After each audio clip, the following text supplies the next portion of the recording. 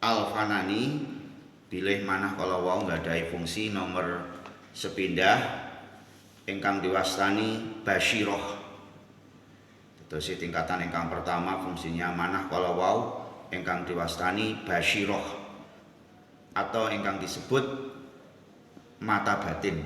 Jadi kita itu meskipun lisan kita tidak mengucapkan, tetapi mata batin kita itu saged mengucapkan.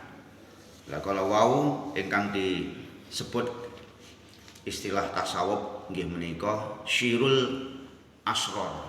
Sirul kalau wau kan zikir yang tidak diucapkan tetapi melalui hati. Kemudian asrar artinya adalah di dalam ghaib, dalam ulangi malih, ghaib di dalam ghaib. Jadi sirul asrar kalau wau sirul itu kan tidak kita ucapkan baik lafaz tetapi zikir di dalam manah. Jadi kalau digabungkan sirul asrar kalau wau ghaib di dalam ghaib. Jadi zikir di dalam mata batin kita, istilahnya di dalam hati kita ada zikir namanya yang disebut dengan zikir roh kalau wau. Napa kemawon niki dibagi wonten 3. Istilahnya mata batin kita itu nomor setunggal ingkang diwastani su'aul basyirah. Su'aul basyirah artinya manah kita ini, roh kita ini sampun merasa dekat kepada Allah, merasa ada kasih sayangnya Allah, kita mengimani kepada Allah. Namun belum mampu mendekati Allah atau melihat Allah secara mata batin kita, secara ruhnya itu. Nomor kalih ingkang diwastani ainul basyirah. Kita ini seolah-olah badan kita sudah tidak mengenal diri kita, yang ada hanya Allah Subhanahu wa taala. Kapan hari dalam itu melampah-melampah mungkin nanti panggil kali Pak Soleh nih Pak. Dan Selo Mangkleng nah ini dul arah ten Lubak Tumpang itu sebelah kanan itu. Nah mboten leh itu kula tanpa sengaja wonten tiyang, Pak mau kemana Pak? Saya kira mau ke tempat topo, nanti yang Jawa, Hindu, Buddha, Rumini istilahnya semedi nggih, topo. Nah itu yang Islam niku kan dalam ketauhidan Rasulullah SAW kan sering yang diwastani mboten topo tapi dalam agama Islam ingkang diwastani berkholwat, menyendiri. Seringkali Rasulullah itu di gua Hira, bahkan menerima wahyu yang pertama surah Al-Alaq itu wonten gua Hira. Artinya itu coba kita sekali-kali menyendiri tanpa berhubungan dengan manusia. Itu namanya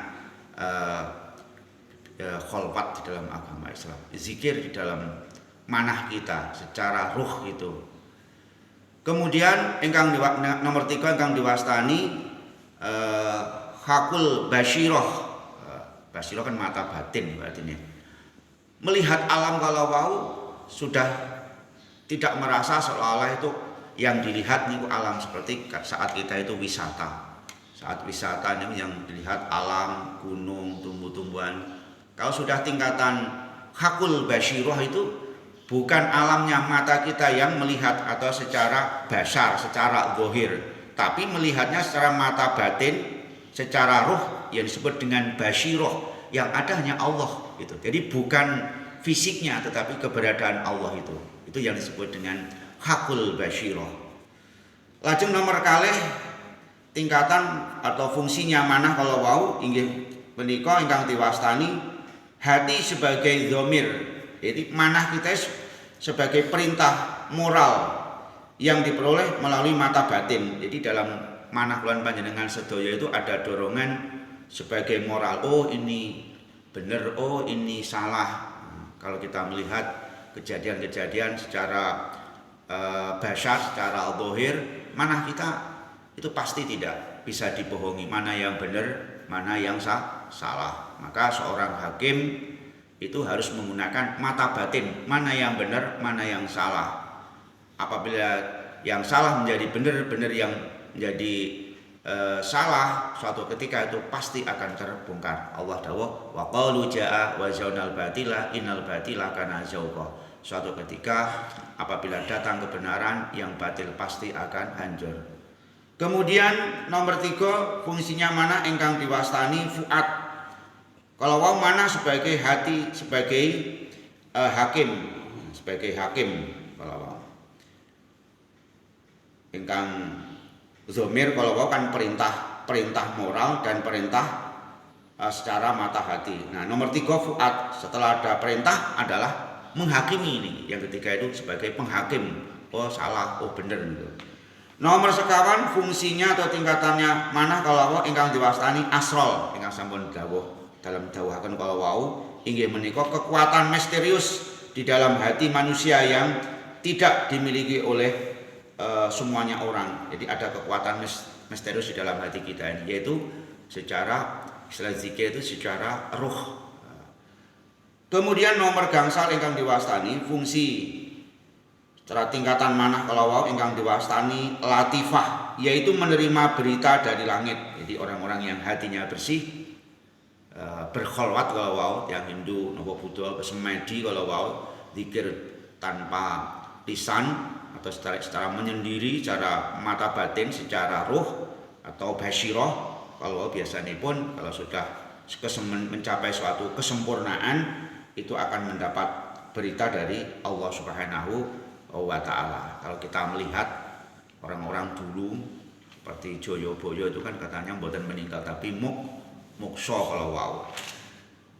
Hadirin wa hadirat ingkang dalem hormati, kekuatan mata hati itu pertama melihat benda langsung secara tafakur mengenai keagungan Allah Subhanahu wa Ta'ala. Ini secara zahir.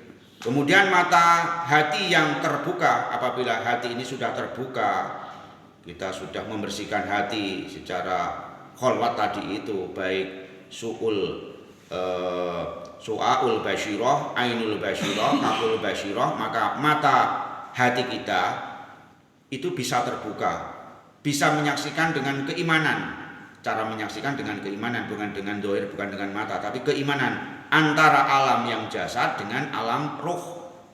Nomor 3, apabila mata hati semakin bersih, apabila hati kita sudah bersih tadi melalui su'aul basyirah, ainul basyirah, hakul basyirah, termasuk zikir.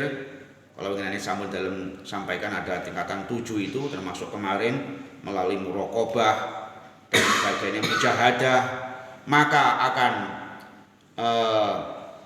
memahami alam, yaitu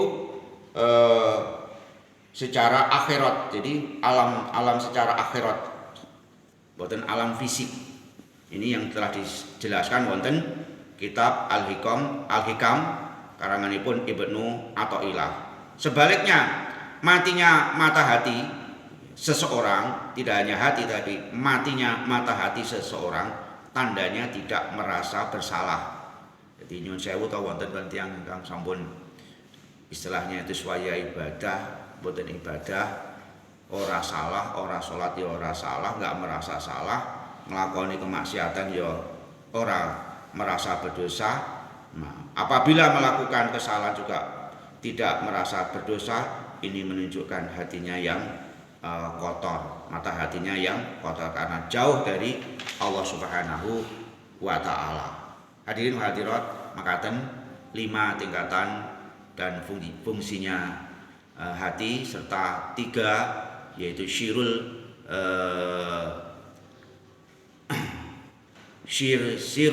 asror atau tingkatan mata batin kita. Dan mudah-mudahan selalu kita membersihkan hati kita sehingga hati kita ini atau mata batin kita ini bisa melihat keagungan Allah, sehingga hidup kita selalu disinari oleh nilai-nilai ajaran Allah Subhanahu wa Ta'ala yang akan menghantarkan kita, keluarga kita selamat fitini wa dunya wal akhirah. Amin. Mudah-mudahan wonten gunalan manfaatipun, wonten kekurangan kekirapan tutur dalam nyunaken samudra pangarsami.